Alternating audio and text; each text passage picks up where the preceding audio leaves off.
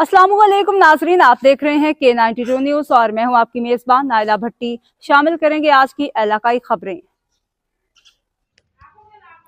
Mailsi all Pakistan hardball T20 tournament Ghafoor cricket academy ने जीत लिया। खिलाड़ियों का जश्न।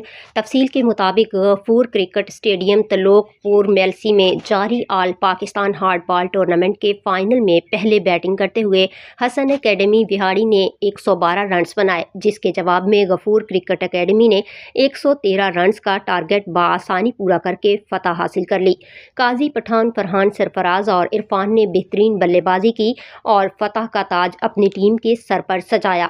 गफूर क्रिकेट एकेडमी मेलसी के ओनर शब्बीर अहमद हांगकांग से और मैनेजर नदीम जट, कप्तान नजाकत अठंगल समेत तमाम खिलाड़ियों को मुबारकबाद पेश की।